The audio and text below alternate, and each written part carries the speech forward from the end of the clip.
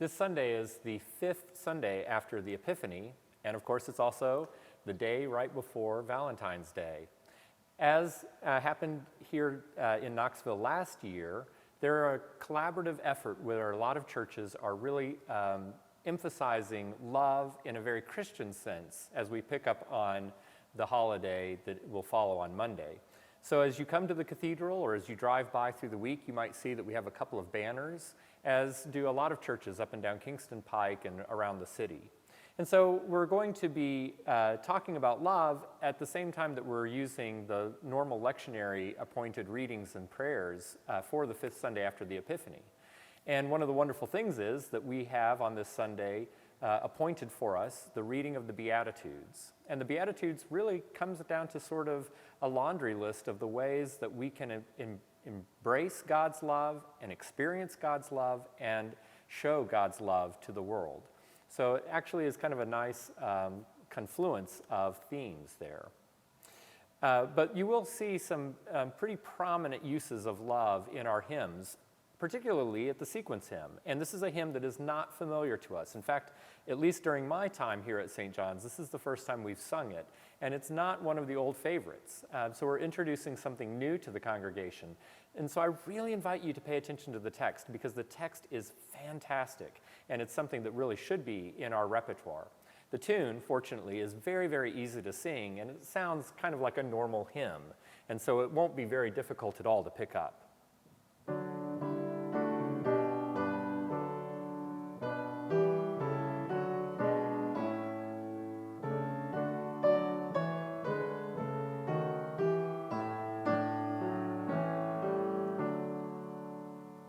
O love that casts out fear, O love that casts out sin, tarry no more without, but come and dwell within.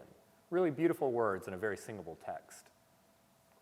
And then at the gospel reading, we're going to do something a little different than normal.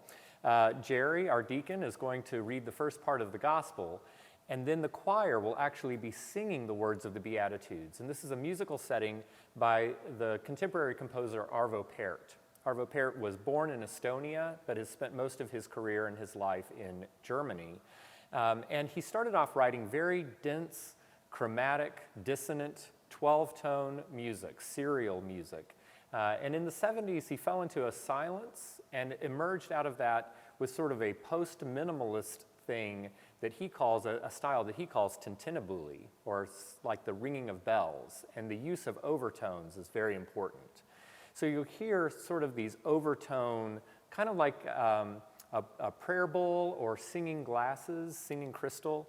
You'll hear these overtones as the choir oscillates as they sing, "Blessed are the poor in spirit, for theirs is the kingdom of heaven."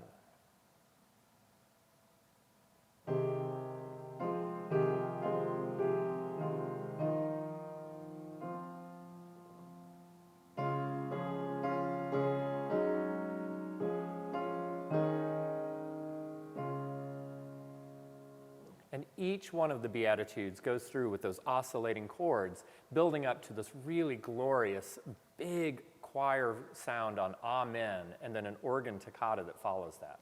A very meditative and contemplative way to think about those very familiar words.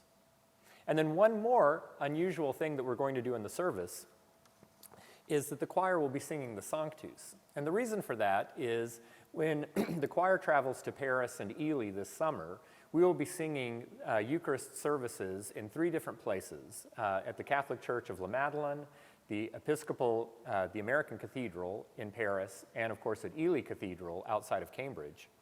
And following their tradition, the choir will sing the Gloria at the beginning of the service, the Sanctus during the Eucharistic prayer, and then the Agnus Dei before communion.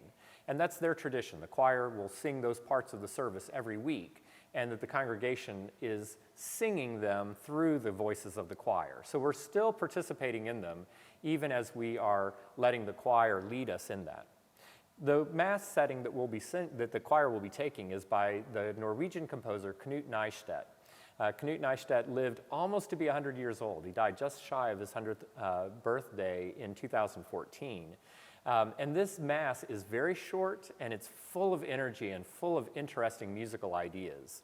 So the Sanctus starts off with this very spooky, mysterious, I mean, you can almost think of last week's reading from Isaiah, where Isaiah is in the presence of God, and the seraphim and the cherubim are flying around, and there's smoke in the temple. It's a very, very mysterious, evocative scene. So the choir starts off with these very strange tones on Sanctus, holy.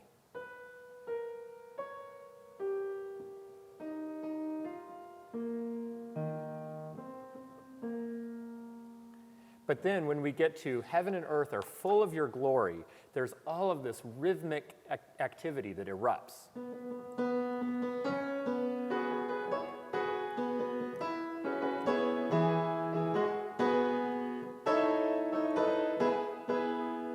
It goes on very full of life. And it only takes about a minute to sing, so you're not going to be left for too long. We're not going to interrupt the Eucharistic prayer for too long. So we certainly invite you on this Valentine's Day weekend to join us as we worship here at St. John's and share God's love with one another.